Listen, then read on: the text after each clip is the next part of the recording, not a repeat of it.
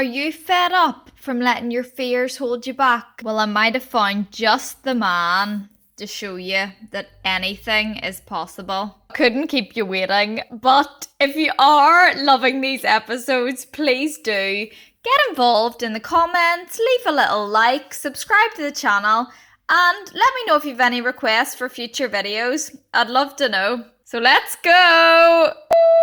Yay! What's the crack? You alright? Hiya, okay, I'm good. Here, look at us both in blue. I know. And look, well, this is color changing, so it's not like. Oh, you're literally vibing with your lamp. It's actually a diffuser, so it's like eucalyptus. Oh, I can smell it. Oh, Yeah. one of those like real calming ones. Yeah, I put extra in it because Ethan's got hay fever, so we put it beside the bed every night, and it seems to like clear our sort of nose and sinuses and stuff, you know. Oh, there you go. Because a lot of people are probably dealing with hay fever right now, so Ethan's really bad. helps. This is not as bad as he's being, though. I don't really I'm not allergic to anything, so my allergies are fine. But I have noticed I've had puffy eyes the past few weeks, so. Have you? When this helps, yeah. What's the crack? Too many late nights, is it? Too many weekend parties? Don't start. By the way, we scheduled for 12 today. Were you in bed at 12? That's what I want to know. I actually wasn't. However, I did stay in most of the day. We just wanted like just a total chill day, and then I went to Sainsbury's at like 4 o'clock.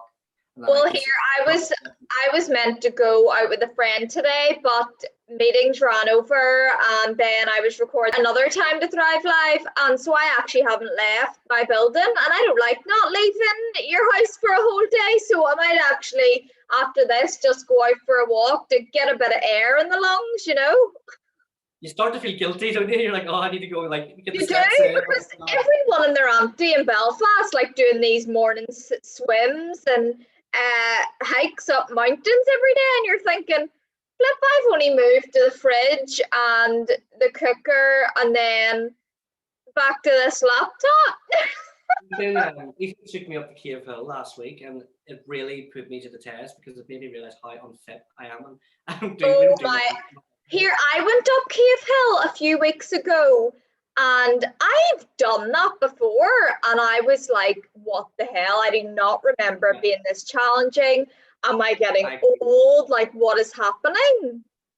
It killed me. I was like halfway up. He kept winding me up saying, you're such a Ginny Ann, stop it. And I'm like, I can't. I was like over like on my knees going like hyperventilating. It was like people were like, not me dog walkers. They were like 60-year-old women walking their dogs past me like I know, like as if they're the fittest fiddles in the flock, and here's you trying to catch a breath. I know. So thanks for having me on. This is really interesting.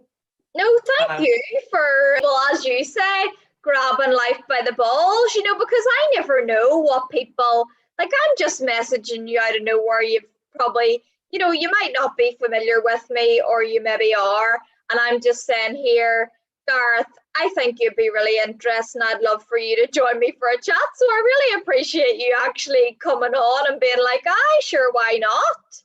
You're welcome. I think everybody, no matter what they do or what background they come from, I think everybody has a story of some sort to tell. Yes.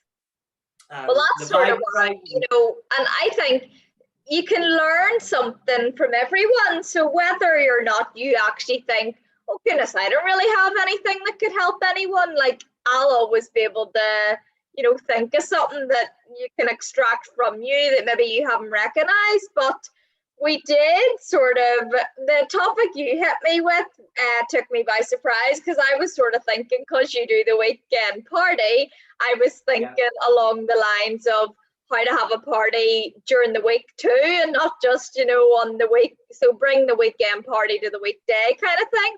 But you wanted to go down a totally different route, which I was like, yeah, that's probably even better. It's something very close to home that I have. That's always been a part of me since I was high. Yes. Probably since the day I was born, because it's all sort of like, you know, wired that way. And I think I've always wanted to sort of be public about it. Years ago, you're talking 10 years ago, I would have been like, I don't want to talk about this. Put it in the cupboard, close the cupboard, tight and will not let it out, Hiding But I away think, from it, really, just yeah, in shame, or just because it wasn't yes, spoken about? I think there's a lot of stigma behind it, and also, it's something that I feel doing the job that I'm in, exactly what I said to you in that message. I was like, there's probably hundreds of kids out there that love Yeah. radio, really want to get into it, but this is holding them back. And I actually work with another colleague of mine. We would sort of be on the same level with our stammer. that was the key word we were hoping to get to there, weren't we? So it's very interesting. He's very public about it, and I've thought over the past couple of years, you know what? Let's do it. I mean, I've spoken to a lot of journalists over the past 2 years, and there's plans to do maybe stories about it or spread in the paper, and this is a perfect way to get this across. But I know your Thrive to Strive sort of idea is to impact people, to sort of lift people's spirits. Am I right in saying that? Yeah, sort of. Time to thrive, yeah, really. But you even said strive to thrive. I was like, oh yeah, Gareth, that's even better. No, I was like, yeah, it's actually a really nice way of putting it, Thrive to Strive. Yeah, so Abe had a piece in the Sunday Life as well. And my mum is, by the way, just addicted to things that make you go, every single day. It's actually class. But, that I was really taken aback and surprised whenever you had said to me that that you had it, and then that Abe as well, because, I've tuned into the both of you, and it's not something that I would have picked up on. And it really, I do think that so many people who do have a stammer just really wouldn't dream of, they would just think that's way beyond their reach. So how have you done this for yourself? I'm sure people will be like, how is this possible? It seems like, are you some kind of miracle man? I wish it was. I think, I do know quite a big handful of people quite similar age to me as well that do struggle with stammer, and they have done since they were a kid. I think stammering comes in so many different levels. You do have extreme stammers where it really is tough for people to get any word out sometimes. I will be very honest. I think it's very basic, and I'm literally talking to you now, and you would not even have known about this until I told you. Yeah, I think we all have our own way of all have our own way of hiding it, and we all our brain works in mysterious ways. Mm-hmm. There's certain letters that change every day. There's some days that are brilliant days where I can say my own name, but I've always struggled with the ga, and the worst time it ever comes out, and it's phone. It's on the phones if I ring the bank, or if I'm ringing a business, or it's like the phone anxiety sets in. And it's ironic because people are like, even close friends are like, but you can put that fader up and speak to hundreds of thousands of people, but I can't that your triggers are different. And yes, that's exactly what it is. The sort of anxiety then that if you're feeling anxious, that it would be worse for you in particular? Yeah, absolutely. I mean, I think it sort of falls under, how stressed I am or how sort of excited I am. When I was a kid, it came out big time when I was really excited, say, for example, Christmas. It was like the period where it was like, Gareth Stammer's going to be the worst because he's so excited. You have to control your excitement about things. That'd be something that you would do. You couldn't be just like a kid at Christmas kind of thing, because that would, heighten it. I find it very hard to imagine what it's like to go into the radio station and not have to worry about what words I have to avoid and what letters I have to avoid. Yeah. My brain doesn't work like that. I can't physically imagine it. It's impossible for me to imagine what it feels like. And a lot of people don't know. And a lot of my colleagues probably don't know either how mentally exhausting it can be. Yeah, I was just going to think that. Like, I was thinking you're kind of doing double a job, because you're A, being a radio presenter, and B, you're having to have all that energy expending over controlling your mind to actually do the job that you're doing. 100%. It can be a full-time job. I mean, last Saturday, for example, Two full-time jobs, like. Pretty much, like. There's some nights I mean, I'm so self-critical, and I, really don't think most of the time I do a good job, and I probably shouldn't think like that. I think that's a compliment But thing. what about my stories and everyone else bigging you up? Surely that helps. Of course it does. It does, yeah. But I mean, we're always going to be our worst critics, aren't we? Like, and, Yeah. there's nights I leave that studio and I rate myself and I judge myself and go, right, what did I do wrong there? Well, how could I do that better? Did I have a bad stammering day? I mean, last Saturday, for example, was just plain smoothing. Like, it's all about the first link of the show. If you can get out of that first link smoothly, most of the time you're gonna have a really, really good show. If you Is it always just the stammer that you're picking up on, the critical, the critic in you, or is it the whole show in general? Is it always just nailing in your focus to how bad was my stammer tonight? Is that how you go about rating it? Not particularly, no. I mean, my sort of judgmental skills to myself are like based on so many different aspects of the show. Did I do that link right? Well, oh God, I forgot to cross promote this other presenter. Yeah. The stammering is only actually a small clump of it. Yes. To be honest, like I remember years ago when I first started out on community radio, it was sort of like, right, I can't believe I just done that. I never want to be in radio again. Listening back to myself, going, "Oh my God, the stammer!" I really struggled with that word. Now I'm not like that. If it happens, and it happened last Sunday, it was one of the worst I've ever stammered on air on the airwaves. I was doing my Sunday night quiz, 6 in the City, and I couldn't even get the clues out, and I was like, "Oh my goodness, this is really bad." But took a deep breath, and we did another studio for 2 minutes to speak to my colleague and my best friend Yaz, and I was like, "She's like, Gareth, they probably didn't even notice," and I'm like, "They did." Yeah.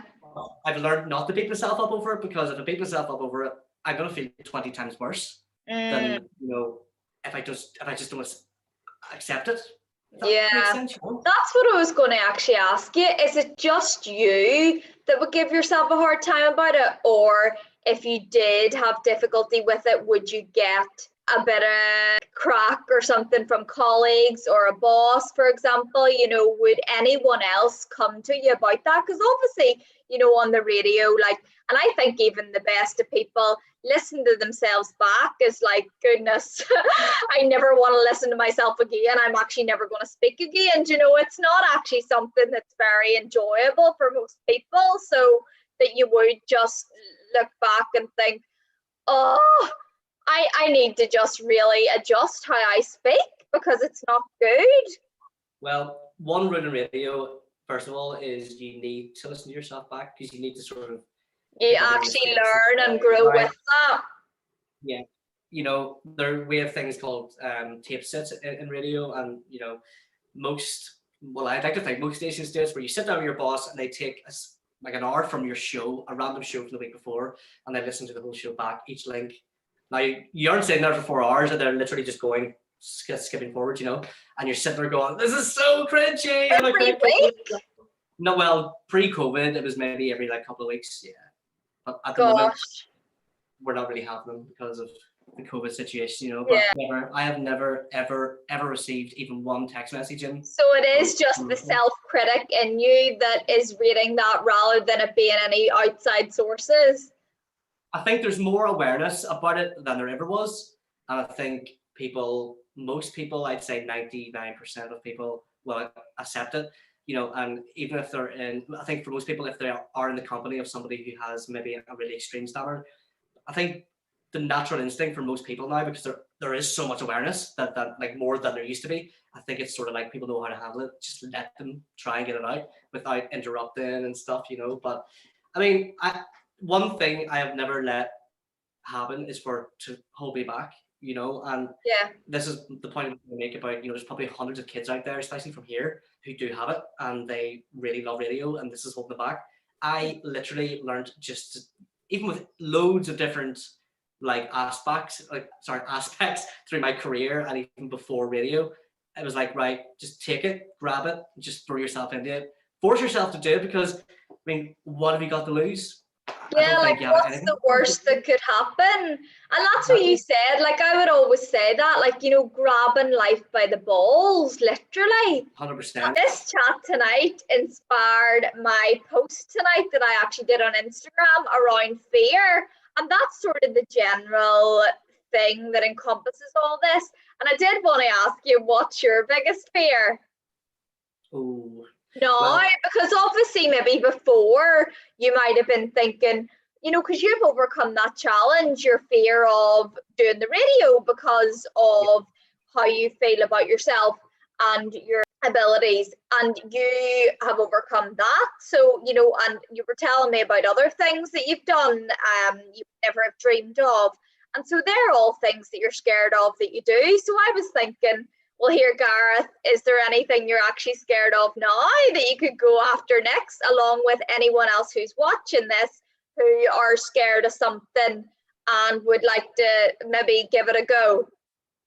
I mean, there's one thing being scared of spiders, and then having like, proper things to be scared of, like getting up on stage in front of thousands of people. I mean, I've always tell you to go and get a spider and have the goal to hold it in your hand and pet it. It wouldn't happen. I think I only ever throw myself in the deep end if it's something I'm going to benefit from, Yeah, I don't think that's going to be. Well, it might benefit the spider, providing it with like a nourishing environment. Yeah, you would not see me holding a tarantula in my lifetime. Never in a million years. Like, I couldn't even tempt you. No. Okay, we'll move swiftly on, but do you have anything else then that you would, like, would spiders be the number one thing that would come to your head? I mean, creepy crawlies, that's sort of side of fear. Yes, spiders. I mean, since I was a kid, my parents would even tell you this, like, I was just always wanting to be on stage. So, like, getting up in front of people doesn't bother me. Never has. And it's funny because when I'm in those situations, the stammer does seem to vanish. And I think it's my brain mainly focusing on what I'm doing as a presenter or what I'm doing in that moment. My brain hasn't got time to remind me that I have the stammer. Do you know what I mean? Yeah. It's different being on the radio because you're in that studio by yourself. Yeah. Nobody around you. Very different. Very different. I mean, I do Belfast Pride every single year, and I work for Belfast Pride, and I hosted the Custom House Square 2 years ago in 2019. And getting up on that stage on the microphone, running the crowd up, it's like I came off stage and went, "Oh, that's right, I have a stammer. Where did it go?" If only it was like that every day of my life, but it's not, unfortunately, and that's just not how it works. It's just not how your brain's wired.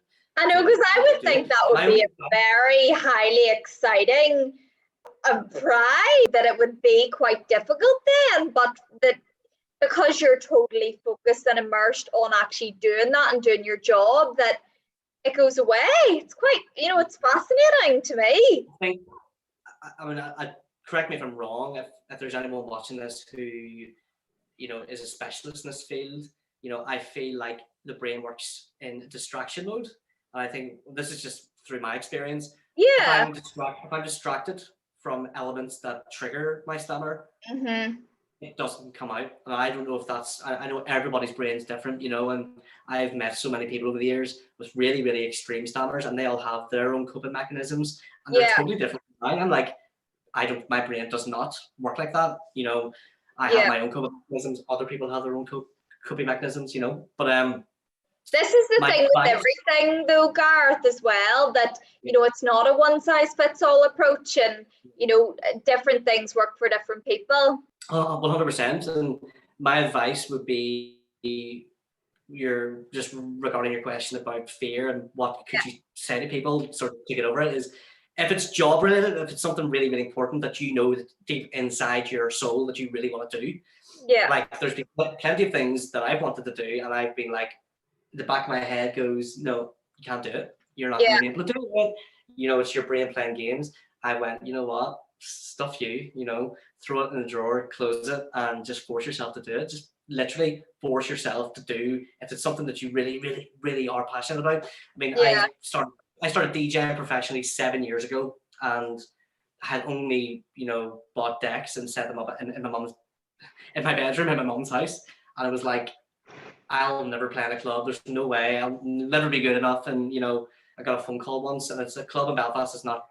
It's no longer open. It was a very good club, very famous club. And what was that?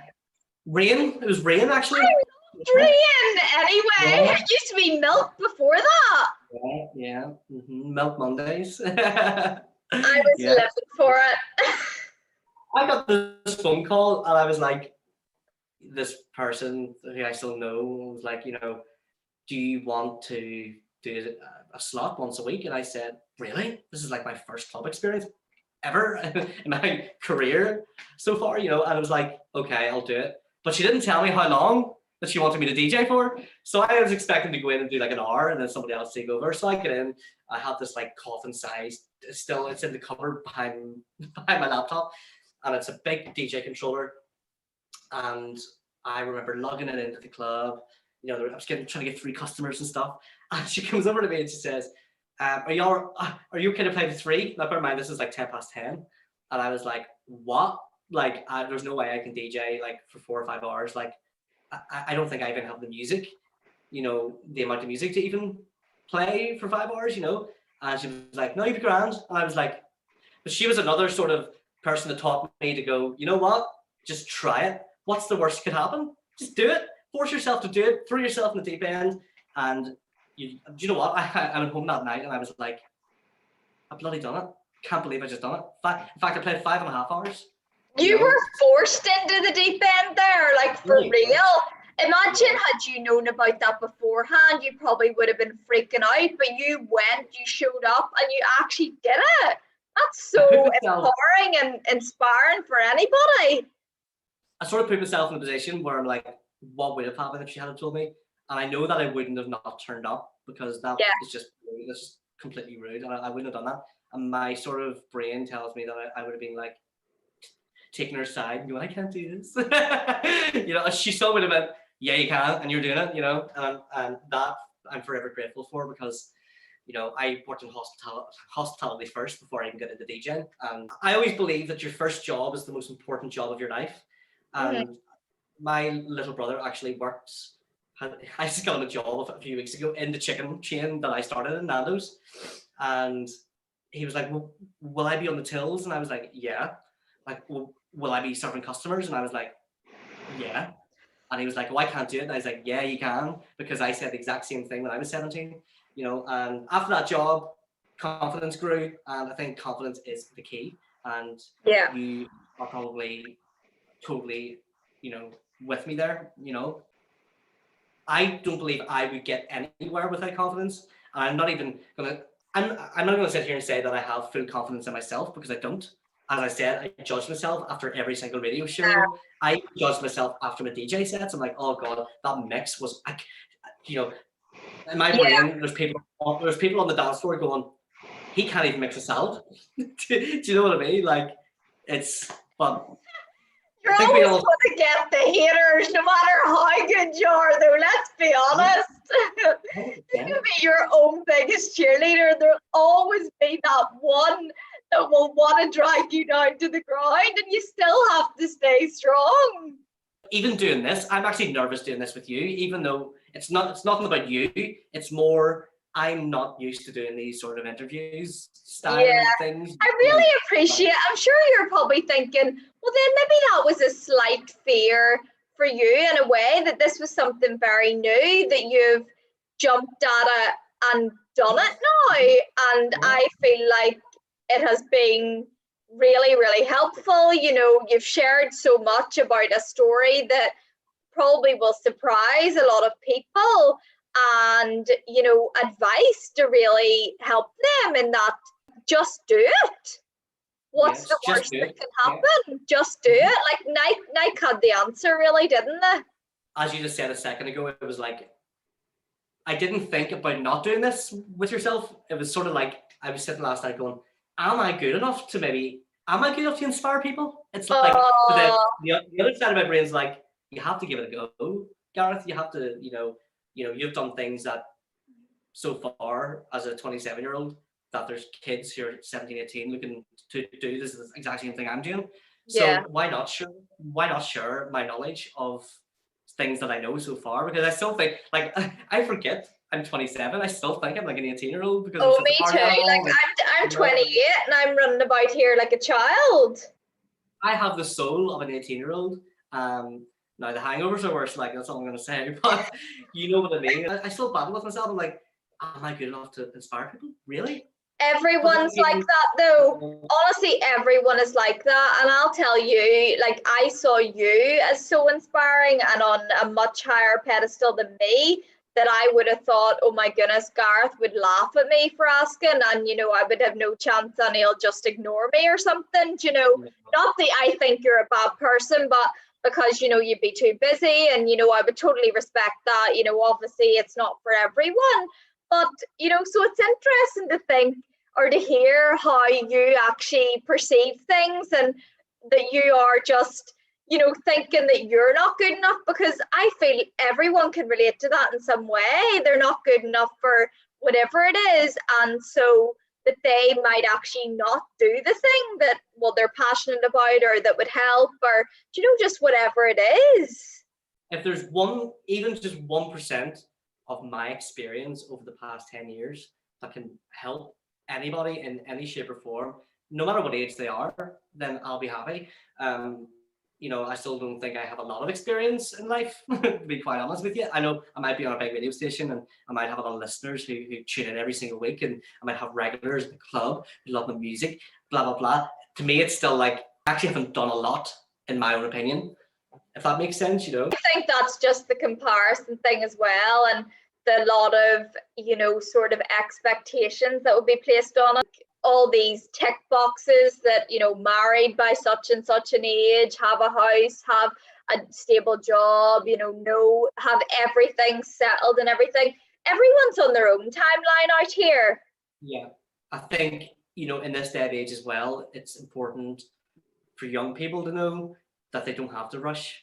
And I think, this is a really... You don't have to have it all figured out either. Nobody has it all figured out, no matter how much they appear to have life all together. Yeah, it's true. I mean, I sort of made that decision when I turned 20. I said to myself, I'm not going to have it worked out in the next 2 years. My parents were married at 22.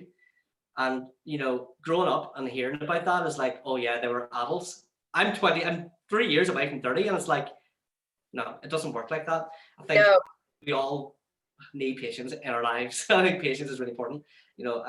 I was actually watching a Judge Judy clip, but it wasn't her in court. It was her on an interview. Judge Judy said, if you don't have it worked out in your 20s, work it out in your 30s. If you don't have it worked out in your 30s, work it out in your 40s. If you don't have it worked out in your 40s, work it out in your 50s, and so on. And she mentioned an artist, and she's, I think she's passed away now. She became a huge, well-known artist around the world in her 80s. She only started painting in her 80s. I think it's a good tip. Just sort of chill out. For sure. And to just be comfortable with not having it all figured out, because I think you can put too much pressure on yourself as well to have it all figured out, because you think others do, and you feel like you're falling behind, but that it's actually okay, and to just become accepting of where you are in your journey, regardless of what anyone else is doing around you, and that's to be, to just know that that's okay, and what you do every day, no matter what it is good enough. Yeah, I think it's important to look after yourself before others sometimes, without sounding selfish. And it all sort of, for me, it stems back to the stammering. As a kid, I did worry about far too much about what people thought in school. I'm not going to sit here and say I didn't get picked on in primary school and stuff, and it did happen, but I never let them get to me. And it's like, you have to look after yourself first, before other people. And this is what but that would have developed a real sense of strength in you as well from, dealing with that. In addition, that has made you who you are, and a real strong character in, if anyone was to criticize that about you, that yourself who you are, and you're not willing to take that nonsense from anyone. Good on you as well for spreading the awareness, and being the voice and advocate for a lot of people who would be suffering and struggling in silence about that, as you very well could have. I think my parents were so sort of like terrified of me getting bullied and picked on. That's so much so when I did have speech therapy appointments in early primary school, I would get out of the car in the mornings and my mom would be like, right, we'll be here at 1 o'clock, but don't forget, if anyone asks, you're going to the dentist. You know, she was so afraid of me getting picked on. She didn't want me going, and she was just protecting me, of course, you know. I It's know. like, thought of me going into school, her thinking of me getting into school, and people ask me where I'm going to speech therapy. Like, it would have kicked off 100%, you know. I But know. part of me is like, I'm really glad she done that. And it's like just pure protection, you know. I But yeah, know, pure care. That is lovely though. But yeah, as I say, it's obviously developed a real strength of character in you, and that you now are able to talk about it so openly and to instill that faith into others, encourage them to really go for what they want and what their sole purpose is and passions in life, and not to be held back by their condition. This is the first thing. This is the first I've publicized this, believe it or not. Really? Yeah. Oh my goodness, so I asked you that. I had assumed, you know, that this was public knowledge. I feel blessed that you've chosen to share that with me. I have been wanting to some sort of way publicize this for a very long time, and just to help people. That is really it, you know. And so maybe me asking you was an actual blessing, and what you really needed to get, what you wanted to get out there too. So you've like helped me, you've helped yourself, and you've helped everyone watching this. Hopefully. I mean, I'm not going to sit here and lie and say that I'm a very inspirational person, because I don't feel that I am. I think you are though, Gareth. I think you are, and I'm sure everyone else watching this, I'm going to get them to comment, is Gareth inspirational? That'll be the question of the day, because you actually really are, and I do think that you deserve to give yourself a pat in the back sometimes, and that we all need to be our own number one cheerleader, because we are actually incredible human beings and need to stop being so hard on ourselves. You're right. You're making me feel better about myself too, so that's a win, you know. So, I do tend to have that effect okay? on people. I'm my number one cheerleader, but I also really try and cheer and empower everyone else as well, because I think that's really important, and there's too many critics out there. People are actually really grateful whenever you do give them a compliment, and I think it's important to do that. So you're very, very welcome, and I'm here to cheer. Here to cheer any day. Your story is far more inspirational. I think what you have done is amazing, and I've sort of, since we got to know each other on Instagram, I've obviously looked through your Instagram and sort of worked out what this is all about, and I think it's unreal. I think you're class, so well done, and it's good to see that you're getting on with it and you're healthy, and it's good. I'm happy I haven't met you in person. That's really, really kind. You're the first person I think that's actually, you know, came back and said, well, Amy, I think this about you. So I really, really appreciate that. And I'll actually, you know, take that on board, because I think a lot of the times as well, whenever people receive a compliment, they're very quick to say, no. And they try and say all the things, you know, that is totally wrong about what that person just said, rather than just saying, oh, thank you so much. That's really, really kind of you to say that, you know, because obviously people wouldn't say things unless they thought them. They're not just going to make up a pile of rubbish. Of course, yeah. I'll be honest with you, I'm not good with these things at all, which is why I'm a wee bit like jittery. But well, I thought you were absolutely fantastic. Seriously, really, really good. It's ironic. It's really ironic that I work in radio, and I genuinely am public speaker technically. I'm like so like uncomfortable. I'm like not uncomfortable, but just like, oh, this is so weird. It's because it's the novelty of it. Like, you're comfortable in the radio seat and on stage. This is a very different vibe to you. So I really can't tell you how appreciative I am for you coming on and speaking about this. But for anyone, do you want to give yourself a wee cheeky plug for anyone who isn't in your world? You know, what radio shows do they need to tune into immediately, and how do they find you online for more of you when you're not on the radio? So I host the Weekend Party, which is on Q Radio, big station in Northern Ireland. you can't get us on our website, of course, goqradio.com. But if you love your 90s, your dance, I know you do yourself because you always tag me in your stories. Absolutely belter. Anytime I'm out in the car on a Friday or night, it's like, Gareth, you're going to get the tunes that you really love. I think it's what people really want to hear on a Friday and Saturday night when they're getting ready, putting their makeup on, getting ready. Gets you going all right, like. Yeah, you can hit me up on Instagram, Gareth Woods DJ. And honestly, if there's anybody watching this, especially young people who really want to get into radio and do suffer with a stammer or some sort of speech impediment, hit me up, message me, talk to me. I'm open. My DMs are open for any advice. And that's really, really kind. That's lovely. I know what it's like. I know it's tough because I'll be honest with you, nobody helped me out because I don't think I knew anybody else, especially in the radio world with this. I was going to say an issue because it's not an issue. Yeah. It's not an issue. It makes me who I am, and other stammers will say that. It makes them who they are. It's a part of their character. It's part of my character. Yeah. I learned to accept that. I think when I learned to accept it, that's when I knew that I was going to be able to do radio. Yeah. If you don't accept it, it's hard to move on. Yeah. Well, thank you so much, and I'm sure people hit you up if they are struggling, and hit you up to bring a bit of party into their life because that's what we all need, right? Absolutely. If you love your old school, then come to me. Yeah. So class. Well, here, it's been so lovely speaking to you, and I am really, really grateful for your time. You're welcome. Thank you very much. It was great to be on, and I know this is probably different from what you've had before. I'm sure you've had so many different types of people on your little series, but I think massive range. Yeah, so you're the first DJ anyway, so there you go, leading the way. You're opening your horizons to all sorts, aren't you? Yeah, no, I think it is good to bring on a range of different people from totally different walks of life and niches. We're all an expert on something, so even though you might have thought, oh goodness, I don't really have much to share and inspiration and what will help people in comparison to what others, I think you do.